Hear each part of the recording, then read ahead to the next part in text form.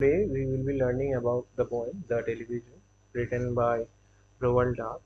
This poem mainly lays huge stress and emphasis on the negative impacts that a television has on young children. There is no such hidden meaning or any such meaning that is to be understood after or any hidden meaning in the stanzas. It is plain English, so I will just read it out. The most important thing we have learned so far as children are concerned is never, never, never let them near your television set. Or better still, just don't install the idiotic thing at all. So the poet is telling us that as far as children are concerned, don't let them near your television. And it is even better if you don't install a television in your house. In almost every house we've been, we've watched them gaping at the screen. They loll and slop and lounge about and stare until their eyes pop. So he says that he has been to many houses, and in almost every one of them, he has seen children looking at the television screen. They stare, and here the poet says in a comedic way that they stare in the television until their eyes pop out. Last week in someone's place, we saw a dozen eyeballs on the floor. It is a bit of fun. They sit and stare and sit until they're hypnotized by it, until they're absolutely drunk with all their shocking, ghastly charm.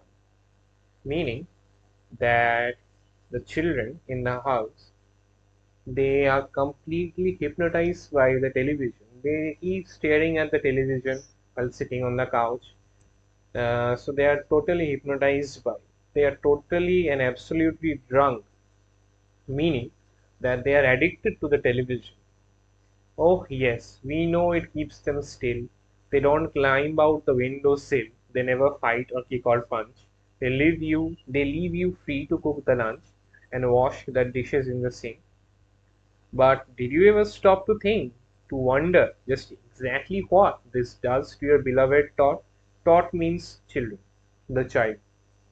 So here the poet acknowledges the fact that yes, if the television keeps the children still because they keep staring at it all day, so they don't move, and then the parents they get a lot of free time. The children don't cause any trouble. They don't climb out the window sill. That is, they don't climb out of the window. They don't fight. They never kick or fight or punch. And then the parent gets time to cook the lunch and wash the dishes in the sink.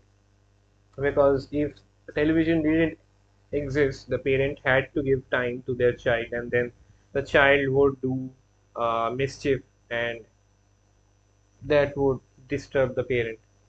So, yeah, but then the poet again questions that yes, it is true that children are glued to the television and they give you more time, and then you can do the house chores more easily.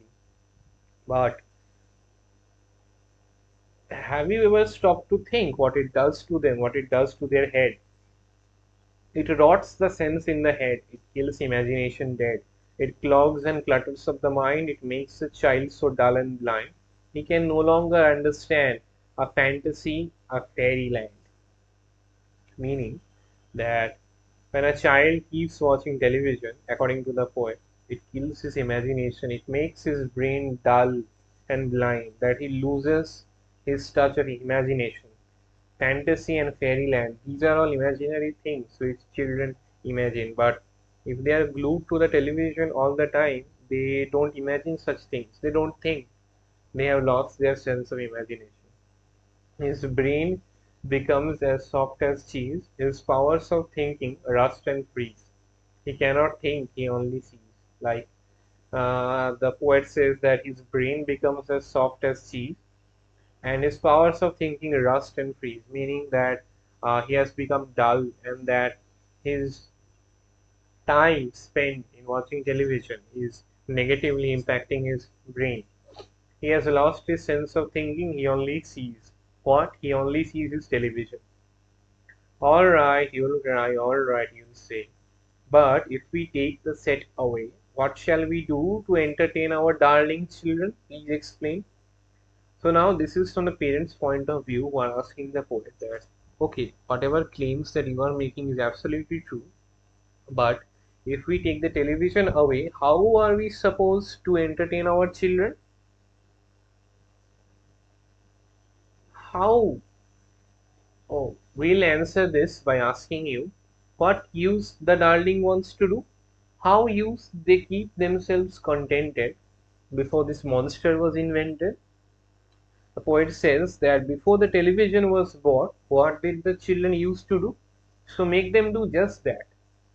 Have you forgotten? Don't you know? We'll say it very loud and slow. They used to read. They'd read and read. They'd read and read. And then proceed to read some more. Great Scott Gajooks.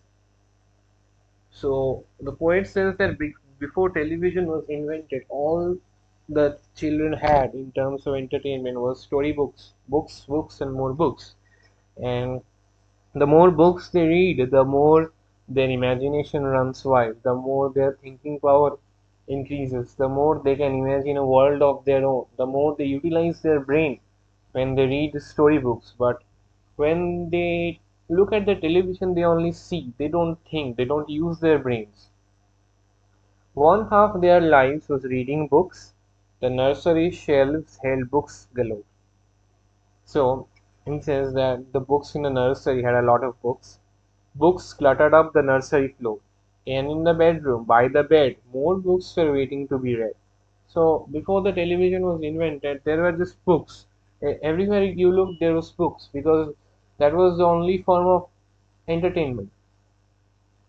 Such wondrous fine fantastic tales of dragons, gypsies, queens and whales, and treasure isle, isle means an island, and distant shores where smugglers rowed with the muffled oars, and pirates wearing purple pants, and sailing ships and elephants, and cannibals crouching round the pot, staring away at something hot.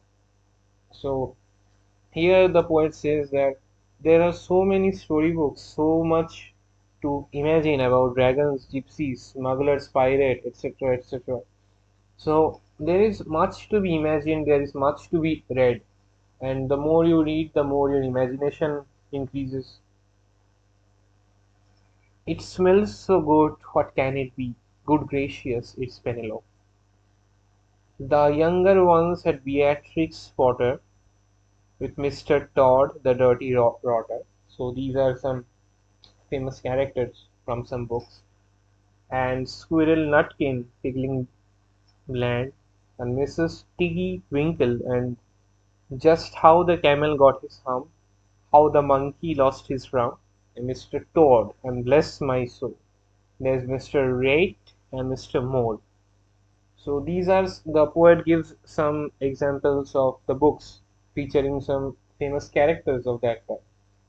Oh, books, what books they used to know, these children living long ago. So the children living long ago.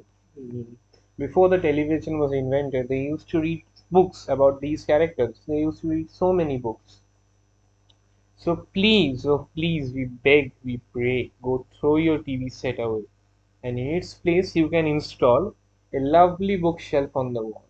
So the poet is telling the parents to go throw the TV set away and to bring in its place a lovely bookshelf that will have lots of books. Then fill the shelves with lots of books, ignoring all the dirty looks, the screams and yells, the bites and kicks, and children hitting you with sticks.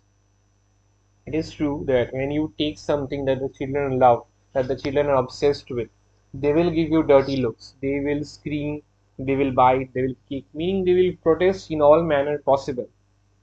Then the poet assures the parents that fear not, because we promise you that in about a week or two of having nothing else to do, they'll now begin to feel the need of having something to read. Then the poet says that yes, they will protest initially, but when they learn that there is no other means of entertainment that they can have, so they will resort to the one thing that they have, that is books.